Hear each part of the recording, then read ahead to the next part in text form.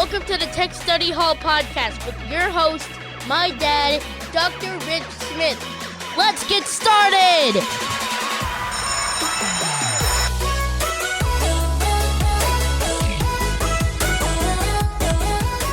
All right, welcome back to episode 103 of the Tech Study Hall podcast, where you can go to explore all about 21st century learning and ed tech integration in hopes to take steps forward in your tech independence. My name is Rich, and today we're going to talk about you, about getting organized for our back to school and using Google Apps for education to benefit that organizations. But first, I'd like to thank my son Finn again for helping me out with all of those segments and the introductions. It's so much fun to work on this project with him, and it's what it's all about, right? Working together, regardless of age, regardless of skill level, being vulnerable and pushing out a product that we're proud of, and knowing that we worked hard to get there. So just as a reminder, what's the goal of Tech Study Hall? Well, it's to inspire educators like you to explore new ways to use technology as a way to access your lessons while using 21st century learning strategies to keep students engaged.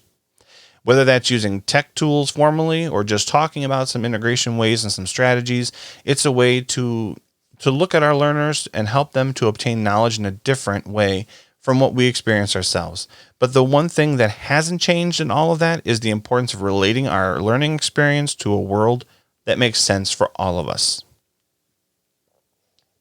Today's objective. All right, as I said in the intro, today's objective is all about organization. And for you, it's important as a teacher to be organized in your digital environment. Keeping your resources and files tidy saves time. Studies have shown this. And it creates a sequence to follow and keeps your lessons to flow smoothly. And we get that, but we need to also model a digital behavior for our students. And there are lots of ways to keep yourselves organized. We look at lists and paper planners and calendars. These are all great examples of a way to teach organization. And we might even transfer some of that onto our students and using their own student planners or showing them how to make lists or to keep folders, separate folders to keep their work together. But given the uncertain climate of the pandemic, just keeping that in mind, I also think it's important for us to teach our students to do this virtually as well. And then let them choose which way works better for them. Outside of the pandemic, it's a great way to show our learners the interconnectivity of our digital world too, and to teach them how to work smarter and not harder. So for today's episode, we're going to dedicate some time and we're going to talk about just a few of my favorite organizational tools inside of Google Apps for Education Suite. That'll hopefully save you and your students some time and stay organized in that digital world. Roll call! All right. Well, you know what, Finn? There's no roll call today because it's just me. And it's going to be kind of what I would call a segue episode, if you will. We're going to try this format today. And then next week, 2 weeks from today, in 2 weeks from today, we're going to be joined by the amazing Stephanie DeMichael of the Educational Services Center of Northeast Ohio. She's an instructional coach there and has an amazing perspective on integrating ed technology in a safe way to your classroom. But what we explore together and what we talk about is vulnerability as an educator, which in the 21st century learning movement is huge. When it comes to establishing a partnership and engagement in our classroom, it really helps to embrace the idea of positive failure or being vulnerable in our students. So make sure I don't want to give it too much away, but make sure you check back in 2 weeks for Tech Study Hall. And it's the show you're not going to want to miss. Time for the lesson. All right, so let's get down to our discussion for today with a little bit of a reflection. Now, all of my friends would tell you, anyone who knows me well knows that I'm a self-professed office supply junkie. I think it all started probably back in the first grade. Our kindergarten and first grade were in this little building that was a little separated from the rest of the school. And our teacher in the classroom had her own Ditto machine. Now, anyone who knows what I might be talking about out there knows that involves this huge roller that has this blue ink that you would use, and as you're spinning the roller, it's printing whatever it is you have in the master onto that paper. And I used to love the smell, the absolute joy of smelling that blue ink. I'm sure it was completely healthy for me, but I used to love to smell that blue ink on that paper or how warm the paper might be. And to this day, I still love to listen. I still love the smell of a toner in the morning as the machine is starting to warm up for printing, Or when I used to work in my other life as a trainer, we used to send our manuals and training workbooks over to the big print shop, and they would say, they're ready, come pick them up. And I would love to jump down there and get my car, drive down and pick up all the copies of the books that we were printing, because it was a whole building full of toner. Now, some people probably say that's part of my problem, but I'm going to say that it's just part of my infatuation with keeping myself organized and leads to office supplies. Now, I collect pens and clips and notepads and pencils and binders, you name it. Any supply that's out there, I think I'm absolutely infatuated with. As a matter of fact, I always try to think of a different way to organize my paper files differently each year. I think it helps keep it fresh for me, and it kind of is almost like a time hop of where I was in different organizational steps in my life. Eventually, I'll probably have to join a support group for this, but let's think about it this way. I look at trips to Office Max or Staples the same way some people might actually shop for clothing or cars. Now, when it came to calendars, I was a huge Franklin Covey fan. Or the At a Glance agenda planner was like right up my alley there, because it was a great way for me to choose different ways to keep lists and stay organized, to develop a calendar, especially with Franklin Covey, is be able to develop a calendar that fit my needs. And there were so many choices to choose from. Now, one of my other favorite things, even to this day, is I love starting a new school year with a fresh planner, a nice clean grade book, and a straight from the box group of pens and paper clips and whiteout and post-it notes and all this fun stuff. And I probably won't even use some of it because I'm so digitally in tune, but I just love having them there, just knowing that I need them. And I do use my post-it notes and some of my pads and pens to kind of make my quick lists or jot some notes down occasionally. But for the most part, I've transferred most of my stuff online. Now, the one thing I've learned, though, is that even though I love all of the stuff, that the more I started to incorporate technology into my daily routine, that the paper planners became a little redundant. And I'm sure that there are still people out there who like to use them and feel it's a nice way of backing themselves up. And that's fine. It's totally up to you. It's your wheelhouse. It's your style. To be honest with you, I still use a paper grade book. Not because I do any kind of complicated computations in there, but sometimes it's just a quick way if you're running up and down an aisleway to check off some items that might be accomplished. Or, I will put the raw scores in there and then let the computers do the rest. It's just a great way to 10 key it in to the system. So again, whatever works for you, whatever works and helps to keep you efficient in the work style that you do, one of the things I will remind you, though, is we do have to evolve with the tools and the strategies that become available to us in the open market. So that kind of takes us to Google Calendar, right? So as the digital age became more prevalent in the workplace, we had our Outlook email, or now in our schools, it's more prevalent for us to use Gmail. We get these invitations from email that would include adding events to our calendar. So Google couldn't have made this integration any easier when developing Google Classroom and assignment and due dates. Think about for a second, we're going to walk away from calendar and walk over to Google Classroom. When creating an assignment for anything with a due date or a time, that date is transferred to your student's Google Calendar, and use it for efficient means of communicating with them through Google Classroom and Calendar all at once, some of your expectations for the class. So it would make sense to me that if you could be using this way as a way to help your students get organized and to help them with their work, then why not try to incorporate the use of Calendar into their daily life? So take some time to give them a little bit of a tour.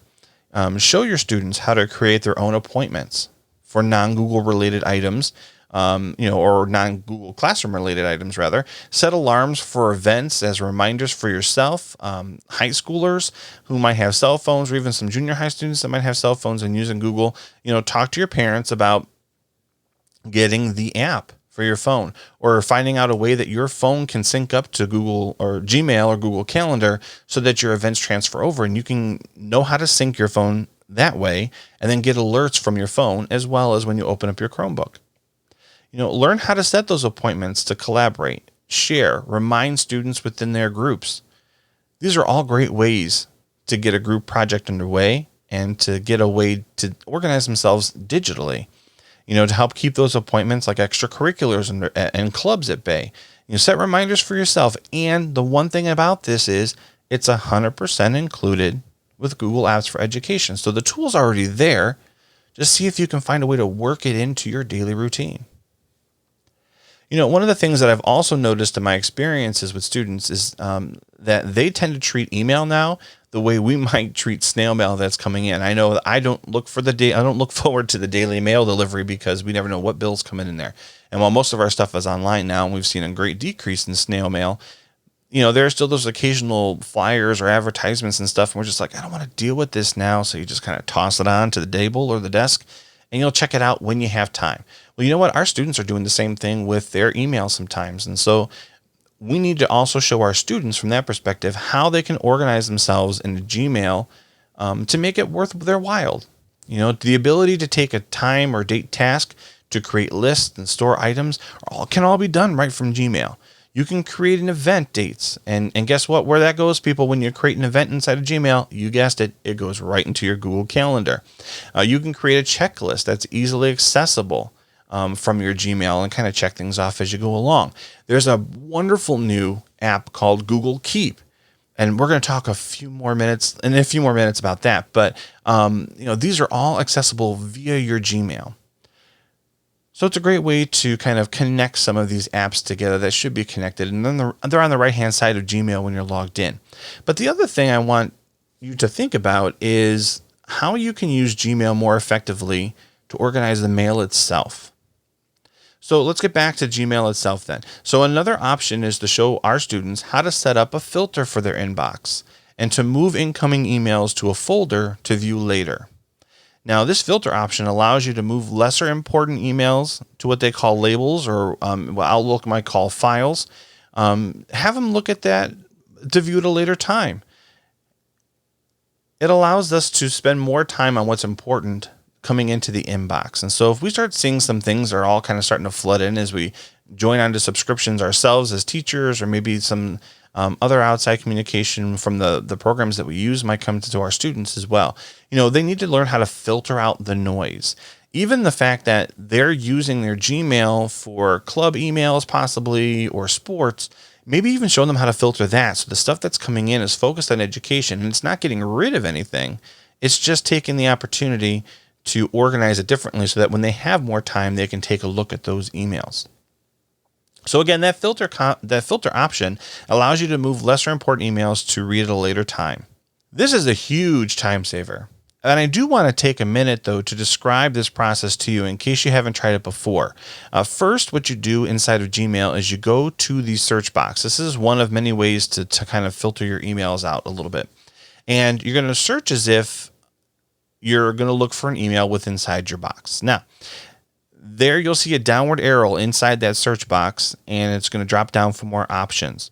And from there, you'll be able to choose emails that are coming in. So you can use the from email or the to, or even filter things by subject matter or a combination of all of them. And there's a ton of other filtering criteria for you. So check it out. Then you're going to click on the button that says Create Filter at the bottom of that search box. Then you'll have some directions that will allow you to choose where the email goes when the filter hits. So you can send an email to a pre-made label or what they call filter folders inside of Outlook. You can look at the pre-made label or create a new label where it's going to be housed. And then at the very end of that, you're going to click on Create Filter and then give it a try. And when you check back later, you'll see numbers appear next to the labels on the left-hand side of your Gmail that indicates that you have a new item to view in those labels or folders. Now, imagine how much more often your students will actually use their email if they can have it catered to their needs. And for that matter, think about our own opportunities that we can filter through by getting rid of the noise in our email. As I said before, these subscriptions or even if you have commonly received emails that you get from colleagues, you can start creating filter labels for them. You can start creating filter labels for them so that stuff is the stuff that you can get to later. It's not that it's lesser important, but just stuff that doesn't have to be read right away. So this is a huge time saver overall. So, we've talked about the idea of using Google Calendars, and so far filtering Gmail. We've even talked a little bit about Google Classroom, and I could do a whole podcast about Google Classroom. But now what I want to do is talk a little bit about one of my newer favorite Google Apps for Education editions, and that's Google Keep. Now, Keep is a great way to make to-do lists, set reminders, make notes, etc. And think of it as a big digital post-it notepad.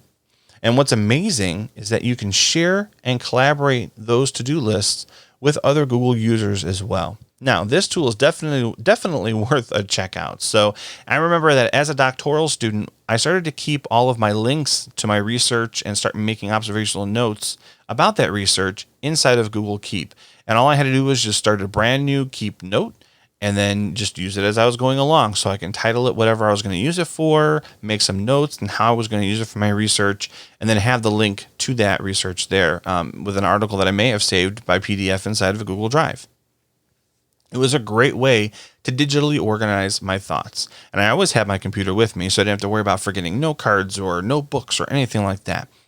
Now, if you want to use Google Keep in another fun way, you can decorate those notes and add more later and then keep those individualized. You can create checklists and reuse those checklists over and over again and just update it with the stuff that you have to accomplish. So like I have a couple of them, right? I use one for shopping. If I have to stop and grab stuff on the way home from work, I've got stuff that I have for school as my technology director's position. I have stuff that I have as a teacher that I want to keep separate.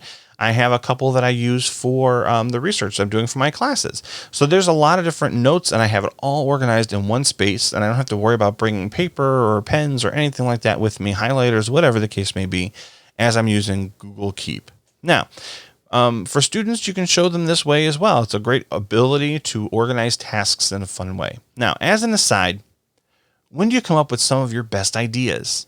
For me, it's when I'm in the shower or driving on the road or taking a walk somewhere. It's always in the most inconvenient time to just kind of stop and start typing. And it's hard to write stuff down then. So in the mobile app of Google Keep, you have the ability to make voice notes and record your thoughts. And then as you log into your Google Keep later on your computer, those voice notes and recordings are there within seconds waiting for you. As soon as it syncs up, it's there, and you can get those thoughts down into a list, or you can start writing out what it is that you need. It's a great way for you to have like almost a digital assistant at your beck and call, right? So anytime you're out having a great idea, you can open up that Google Keep app, hit the microphone button, and it starts recording your ideas in a transcript, and then it will drop that recording and the transcript inside of Google Keep when you log in the next time. You know, Keep is definitely a keeper when it comes to organizing the digital landscape. And hey, I just thought about this. Think of Keep as your digital trapper keeper, right? So can you tell I was a child of the 80s and 90s? Again, a great way to organize all those things you may have lost on paper or file folders in the past. Now, the last organizational opportunity that I wanted to hit is still very much in beta. I think just in the last couple of months, actually, and it's what they call Google Keen. Keen. Check it out if you have the opportunity. And again, it fluctuates because it is in beta. So sometimes it goes down for updates, but when it is up and it's working, what I love about Google and any facet they do is that if you have any feedback for them, if something's not working, you get that little uh-oh message and they say, what snags are you hitting? And so it's a great way to provide them with feedback. I know I've done that myself as well, but Keen is developed to act as a Google version of Pinterest meeting Wakelet. And as if you were to blend the two. So it's a great way for you to take your web searches and finds and to organize them for you in lists of links and groups of links that you have interest in and to share it out. And my experience with this is very limited because it is in the beta mode right now, but it is a phenomenal tool. And I hope that they keep on developing it because it's going to be a big game changer for those of us in Google Apps for Education when it comes to thinking of creative ways to further cultivate a digitally organized culture.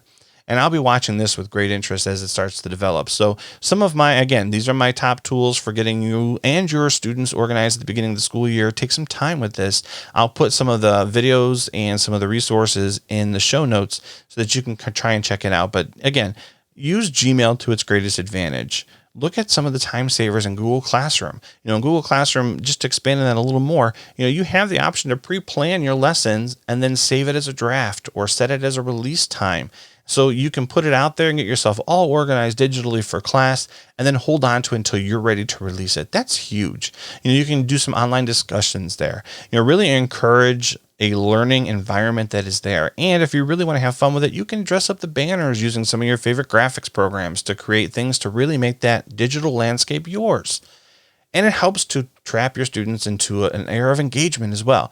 And I don't mean trap in a bad way, but to really just pique their interest and to get them thinking about the learning that's about to happen. And that's, again, whether you're in person or completely distant.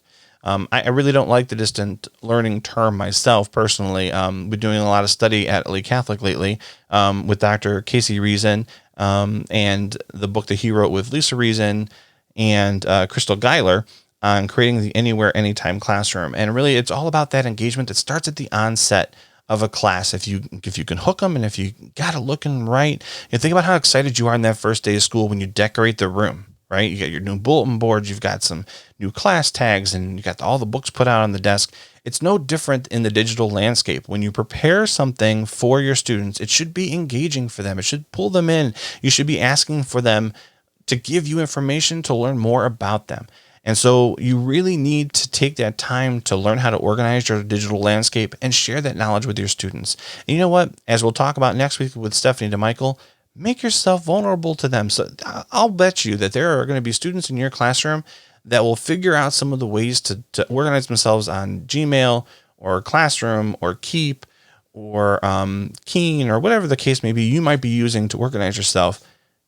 Ask them. They're going to become your subject matter experts at some point in time, and it opens up that era of vulnerability for your students. But again, more about that in 2 weeks when we meet up with Stephanie. It's time to wrap it up. All right. I hope I was able to give you at least a good sneak peek into some ways to organize yourself with Google Apps for Education as you begin planning for this upcoming school year. There's a lot of uncertainty right now and a lot of apprehension going into planning for this year with regards to the pandemic and, whether we're going to be remote or not going to be remote or a combination of both. Don't get swept up in the hype. Don't let these different models and plans and, true or false hopes that are out there bog you down in the details of your organization for the upcoming school years. As a profession, teachers, we are resilient professionals.